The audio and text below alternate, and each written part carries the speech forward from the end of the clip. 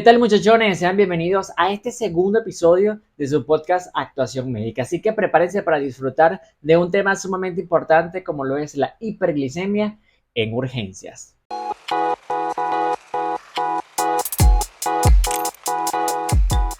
Quiero darles la bienvenida a este segundo episodio del podcast Actuación Médica. Yo soy el doctor Raúl Colmenares, soy médico general y me encargo de crear contenido médico en todas las plataformas digitales. Por cierto, me pueden seguir como @doctorizate_ y ahí me van a poder encontrar en Instagram, en TikTok y en este canal de YouTube. Ahora bien, nosotros vamos a manejar hoy un tema particular como lo es la hiperglicemia en urgencias.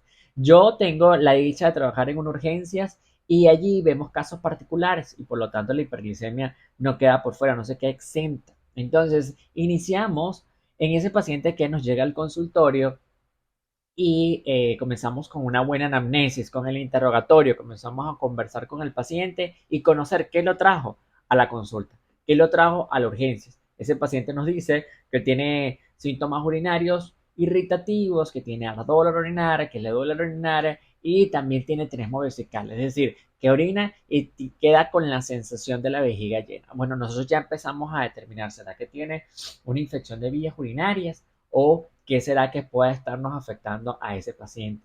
Y nos dice que como antecedente es diabético. Es diabético y está en control con hipoglicemiantes orales, pero de hace rato no va al control con su especialista de cabecera. Todas esas cosas nos empiezan a llamar la atención porque los pacientes diabéticos normalmente, cuando no llevan un buen control metabólico y presentan alguna situación de estrés, alguna patología adyacente, algún foco infeccioso, comienzan los desbalances y el descontrol a nivel de las glicemias. Nosotros realizamos una glicemia capilar o una glucometría de ese paciente y determinamos que tiene la glicemia por encima de 400. Entonces ahí se encienden las alarmas porque entonces tenemos a ese paciente que ingresarlo para poder definir qué vamos a hacer con él y podérselo comentar al especialista. Porque la dinámica acá, en mi caso, yo estoy en una clínica, yo identifico al paciente, comienzo el manejo inicial para luego avisarle al especialista en ese caso de turno, al médico internista, y decirle más o menos qué vamos a hacer con el paciente y él nos oriente, vaya y valore. Diferente si eres residente de un área en específico médica, por ejemplo en medicina interna, ya tú comienzas el manejo porque evidentemente ya están totalmente capacitados para ello. Sin embargo, nosotros no estamos exentos. Para el que le gusta indagar y prepararse mucho más, entonces podemos, por supuesto, comenzar para dejar el inicio y el trabajo bastante adelantado para el especialista. Ahora bien, identificamos todo esto, entonces comenzamos a determinar en qué situaciones estaremos encontrando. Porque para que el paciente estar en esta crisis hiperglicémica, ¿será que estamos en una de las complicaciones de la diabetes? ¿Será que estamos en una cetoacidosis? ¿Será que estamos en un estado hiperglicémico hiperosmolar? Evidentemente no en la hipoglicemia porque ya sabemos que está por encima. Estas son normalmente las complicaciones agudas que pudiese llegar a presentar un paciente diabético que no tiene un adecuado control metabólico y que no tenemos a la mano digamos, toda esa serie de consultas o cómo ha ido, cómo ha asistido, cómo se toma su medicamento. No sabemos cómo es su estilo de vida porque es primera vez que lo estamos viendo. Pero vamos a ponerle pausa a ese caso clínico y vamos a hablar un poquito de la patología, porque la patología como tal de la diabetes es una patología que la escuchamos a diario y que tiene bastante publicidad, ¿no? Desde el punto de vista médico, nosotros nos guiamos por la Asociación Americana de Diabetes, el ADA, que allí nos establece unos ciertos parámetros para diagnosticar. Nos establece la glicemia en ayunas por encima de 126 miligramos sobre decilitro. Nos establece eso desde el punto de vista del laboratorio. Nos establece una glicemia al azar, es decir, en cualquier momento que ese paciente le hagamos una glicemia que esté por encima de 200, independientemente sea en ayunas o post, que lo más probable es que sea en post, que tengamos una hemoglobina glicosilada que hay por encima de 6.5, por encima de 7, entonces poder establecer el diagnóstico y ese paciente se le puede realizar una carga 75 gramos para posteriormente en las 2 horas subsiguientes a esa carga realizar y que esté por encima de 200. Ahora bien, tenemos el diagnóstico establecido por el ADA, eso en cuanto a la parte de laboratorios, pero tenemos también una parte clínica. Ese paciente presenta Las populares P, polidipsia, poliuria, pérdida de peso, polifagia. Esas son las 4P características de ese paciente y nosotros tenemos que, cuando estamos pensando en diagnosticar a un paciente con diabetes, indagar sobre las 4P porque esas van a ser o van a ser las manifestaciones clínicas que nos van a nosotros alarmar para poder solicitar evidentemente el glicemia en ayunas y todo lo que tenga que ver. Hay factores de riesgo, por supuesto, un índice de masa corporal por encima de 25-30, es decir, un paciente obeso en sobrepeso y obesidad, un paciente que sea fumador, un paciente que también tenga su componente cardiovascular, que tenga antecedentes de hipertensión arterial, un paciente que ya venga con una patología metabólica instaurada. Ese tipo de pacientes tienen alto riesgo, por supuesto, de presentar diabetes, en este caso tipo 2, porque ya la tipo 1 es aquel paciente que necesita la insulina para poder distribuir, ¿ok? Porque la formación de esa insulina a nivel de páncreas está disminuida. Vemos un poco cómo es diagnosticar a ese paciente y ya nos devolvemos al caso clínico. Ese caso clínico en el cual nuestro paciente debemos de determinar a qué situación nos estamos encontrando y por qué deriva esa hiperglicemia. Nosotros diferenciamos inicialmente como médicos generales, ya les había comentado, buscando el foco infeccioso, que lo más probable es que en este paciente que le señalé sea foco urinario, le debemos hacer y buscar, porque no solamente puede ser un foco urinario, pero puede llegar otro paciente con un foco a nivel de piel y partes blandas, puede llegar otro paciente con un foco respiratorio, que es bastante frecuente, que esos pacientes manejen neumonía y aparte tengan el componente glicémico en elevación.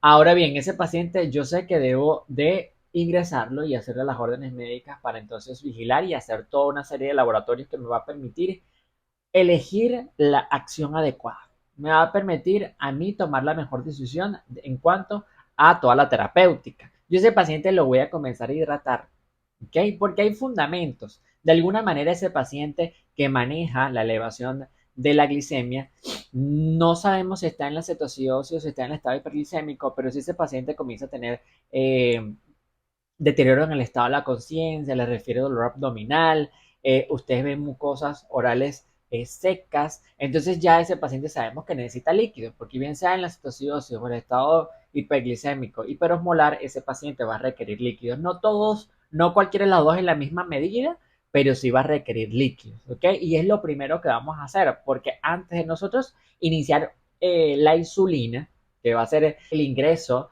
de la glicemia dentro de la célula, no la podemos, digamos, colocar de momento, de primera instancia, porque se pueden ver afectados otras cosas, como el caso del potasio, que se va a ver afectado y que recordemos que la insulina es redistribuidor del potasio y entonces va a hacer que si está en unos niveles por debajo, baje más y entonces aquí tengamos un segundo factor que es peor porque entonces estamos manejando la glicemia, pero se nos van a presentar arritmias potenciales por la hipocalemia. Entonces, la hipocalemia va a ser un desencadenante de mayor mortalidad para ese paciente que la misma hiperglicemia. Entonces, comenzamos hidratando a ese paciente para poder iniciar a que se tomen todas las muestras de laboratorio. ¿Qué vamos a hacer? Vamos a hacer un parcial de orina en este pacientico. Si es un paciente respiratorio, le hacemos obviamente su radiografía de tórax, tomando en cuenta que el parcial de orina va a ser para guiarnos de alguna manera a que estemos ante una infección de vías urinarias. Pero recuerden que ese no va a ser el diagnóstico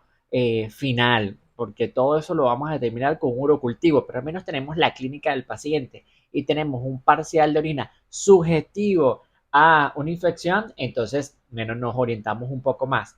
Aparte de ello, le vamos a pedir a ese paciente una serie de laboratorios que van a estar dados por un hemograma, una función renal, BUN y creatinina. Vamos a pedir a ese paciente el ionograma, sumamente importante, porque vamos a ver cómo está el sodio, vamos a ver cómo está el potasio, porque de allí va a comenzar nuestra terapéutica. Vamos a solicitar los gases arteriales, que van a ser sumamente importantes para determinar si este paciente está con unos gases acidóticos, con un pH por debajo de 7.35 y un bicarbonato también comprometido para entonces nosotros podernos orientar si acaso estamos en una cetoacidosis diabética y dependiendo de cómo nosotros inicialmente hayamos valorado a ese paciente podemos solicitar según la disponibilidad que tengan un nivel institucional cetonas en sangre. Ahora bien, si ese paciente tiene antecedentes cardiovasculares, nosotros indagamos en la esfera cardiovascular y si vemos pertinente podemos realizar un electrocardiograma de superficie o algún otro estudio importante a nivel cardiovascular, si ese paciente tiene dolor precordial o dolor a nivel de epigastrio. Entonces nosotros solicitamos unas troponinas también para determinar que no tengamos por allí un componente a nivel cardiovascular importante. Entonces, entendemos que ese paciente, un efecto desencadenante para la hiperglicemia va a ser una situación infecciosa, entonces nosotros vamos a estar orientados en qué vamos a hacer próximamente. Solicitamos todos esos laboratorios y entonces nos vamos a esperar y comenzamos con la hidratación. Más o menos de 1000 a 1500 cc de solución, bien sea salina o lactato de Ringer, o sea, un cristaloide, y allí entonces vamos a esperar que en una inmediatez nos vamos a tener los laboratorios para poder decidir si vamos a iniciar con la insulina y si vamos a necesitar, en este caso, reponer potasio. Todo esto es sumamente importante porque son elementos que nosotros como médicos generales debemos de manejar antes que llegue nuestro especialista, porque hay especialistas que sinceramente son un poco alterados, entonces nos van a decir, bueno, pero ¿por qué no solicitaste gases arteriales? ¿O por qué no solicitaste potasio antes de iniciar la insulina? Entonces, estos son muchos tips o muchas recomendaciones que nosotros debemos llevar a cabo antes de obviamente llamar al especialista. Tenemos una orientación y entonces hacemos un manejo adecuado que es crucial dentro de las primeras horas para ese paciente. Como tips, porque aquí no vengo a hablar de la complicación aguda como tal, vengo a hablar del manejo de la hiperglicemia, pero como tal dentro de esas complicaciones agudas para poder diferenciar una de la otra, es que vamos a tener diversos componentes. El paciente con el estado hiperglicémico hiperosmolar va a haber una hiperosmolaridad elevada por encima de 300, 320 y ese paciente vamos a visualizar una glicemia por encima de 600, o sea, el glucómetro le va a salir high. En el caso de la cetoacidosis diabética vamos a tener un componente, como les comenté, a nivel de los gases arteriales. La cetoacidosis va a desencadenar un pH por debajo de 7,35, el componente del bicarbonato. Vamos a ver las cetonas presentes. Ese paciente va a tener el compromiso del estado de conciencia, va a requerir obviamente líquidos, así como el estado hiperglicémico. Y a su vez, entonces vamos a tener que vigilar esos elementos a nivel de laboratorio de manera periódica. Una vez que iniciemos, por supuesto, la insulina, de manera periódica vamos a tener que vigilar a ese paciente. Estimo que cada 1 o 2 horas para entonces determinar cómo va. Ahora bien, entendimos a gran medida cómo o cuál va a ser la actuación de la insulina con respecto a nuestro ion de potasio, ¿ok? Que lo va a redistribuir y esto va a generar a que de alguna manera vaya a disminuir a nivel sérico.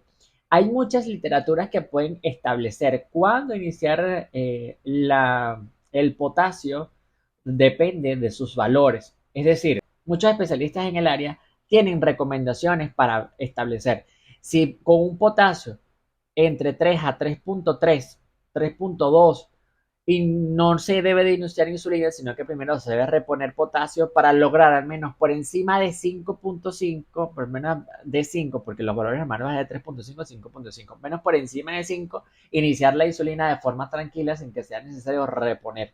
Pero si tenemos entonces en gran medida por encima de 3,3, estamos en un potasio, imagínense, de 4, 4,5, iniciamos insulina, pero también iniciamos reposición de potasio a la par, porque recordemos que ese potasio va a ir disminuyendo a cómo vamos administrando la insulina. Ese es un manejo que evidentemente es un juego y que el médico internista, por supuesto, sabe manejar mucho mejor que los médicos generales, pero es sumamente importante que nosotros tengamos unos niveles adecuados de potasio antes de iniciar la insulina, porque sí, créanme que el paciente va a tener una mejoría adecuada, vamos a evidentemente evitar todos esos factores de riesgo cardiovasculares y vamos a promover de forma segura que esa insulina se esté administrando. Ese paciente vamos a iniciarle entonces teniendo un potasio seguro, una insulina rápida. Una insulina rápida donde se calcula 0,1 unidades por kilo y vamos a establecer un bolo y luego una infusión. Esa infusión que nos va a permitir que hora a hora ese paciente vaya y se esté haciendo la disminución de la glicemia. Evidentemente eso no está solo. también ese paciente, ustedes pudieron llegar a tomar la decisión de iniciar antibiótico terapia temprana de forma empírica, porque antes de la iniciación de la antibiótico terapia, ustedes ya tomaron su muestra de urocultivo para que no se vaya a alterar. Iniciaron sus líquidos, ya hicieron su expansión de 1000 a 1500 y ya quedaron en continuación con una dosis de la solución ORA. Si requirió la administración de potasio, no, allí también lo van a tener entonces establecido, y el resto de tratamientos sintomáticos para el paciente. Si presenta una hipertermia o elevaciones de la temperatura, entonces ustedes colocan sus antipiréticos. Ahora bien, ese paciente entonces vamos a colocarle a lo que se calculó la insulina, supongamos, depende de lo que pese, ustedes le colocan eso en bolo y luego continúan con la infusión ORA. Nosotros vamos a determinar que depende a esos valores, nosotros vamos a saber cuándo vamos a suspender dicha infusión de insulina. Lo que pasa es que la situación de complicación aguda de ese paciente no es tanto por la hiperglicemia, sino por el descontrol metabólico que genera dicha situación por no tener insulina. Entonces, de alguna manera la insulina va a ser la que nos va a ayudar a reparar esa situación en la que nos encontramos de complicación aguda, pero la vamos a tener que mantener sin afectar el resto del sistema, ¿ok? Sin afectar el organismo del paciente y toda esa serie de estudios de laboratorio. Entonces nosotros vamos a llevar un control, si es en el caso de la cetoacidosis, de nuestra casimetría y del ionograma, e igualmente de todo lo que va a establecer la clínica del paciente con el estado hiperglicémico hiperosmolar. Entonces, nosotros vamos a tener un aproximado. ¿Por qué? Porque si tenemos ya los niveles de glicemia entre 200 a 250, ese paciente ya va a requerir que nosotros disminuyamos la infusión de insulina, no suspendérsela del todo, porque con eso no vamos a poder hacer el switch a la glicemia, a la insulina basal, sino que vamos a disminuir esa insulina. Mis grandes maestros a nivel del funcionamiento, porque he tenido la dicha de poder trabajar en unidades de cuidados intensivos y tuve un año completo en una unidad de cuidados intensivos. Entonces, ellos se basaban en los valores de glicemia entre 200 a 250. Ya ese paciente entonces iba a requerir que le colocáramos una infusión de solución dextrosa y disminuyéramos la insulina a la mitad, para entonces ir visualizando cómo iba quedando nuestro pH, se iba comportando el bicarbonato y cómo ese paciente iba a comenzar a desarrollarse. Este es el caso de esta situación importante. ¿Por qué? Porque este paciente no debemos permitir que llegue a la hipoglicemia y debemos de seguir permaneciendo el uso de la insulina antes de caer en el switch. Ya ese paciente tiene un manejo de la vía oral y tolerancia a la vía oral, entonces ya ahí obviamente vamos a poder decidir pasar el switch y ese paciente va a poder tener su glicemia, su insulina basal. Pero todos estos detallitos básicamente son cuando el paciente está hospitalizado. Y yo quiero llevar a la conclusión de que nos llegó nuestro paciente en la urgencia, identificamos, hacemos un buen interrogatorio, hacemos nuestros estudios de laboratorio para determinar cómo están cada uno de esos elementos, iniciamos la antibiótico-terapia empírica en el caso correspondiente. Recuerden, si es un paciente que es respiratorio, evidentemente nosotros hacemos nuestra buena anamnesis, vamos a tener agregados, podemos hacer una radiografía de tórax para confirmar lo que estamos nosotros en este caso evidenciando en el examen físico, y entonces también pueden iniciar de forma empírica, más o menos pensando en qué microorganismos puedan estar implicados, si bien sea el tipo de neumonía en la que estemos.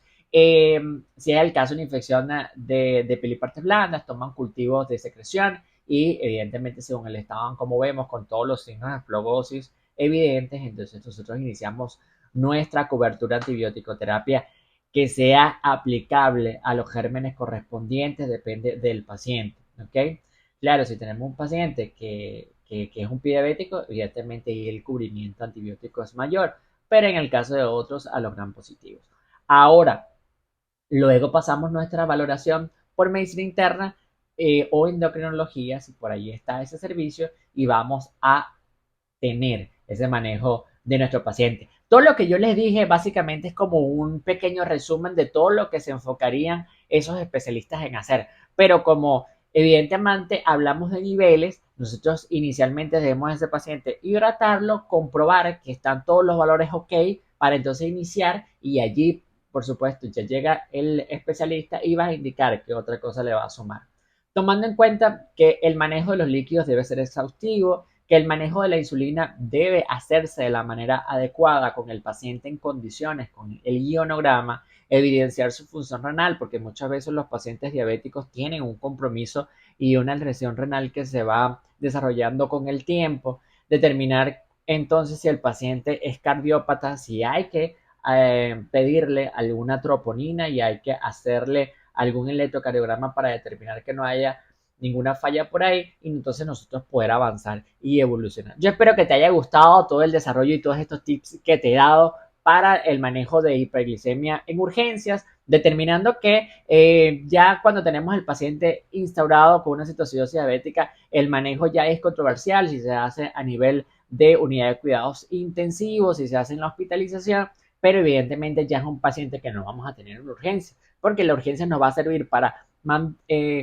manejarlo en reanimación, manejarlo en un C y entonces allí entonces decir, bueno, ese paciente debemos de subirlo a piso si estamos en ese edificio donde nosotros estemos, que evidentemente nosotros establecemos así, bueno, llevamos al paciente a piso, pero evidentemente es llevarlo al área de hospitalización o a la unidad de cuidados intensivos, como entonces el especialista lo vaya a determinar. Muchas gracias por la receptividad. Recuerden dejarme en los comentarios qué otro tema podemos abordar y a su vez seguirme en todas las plataformas digitales.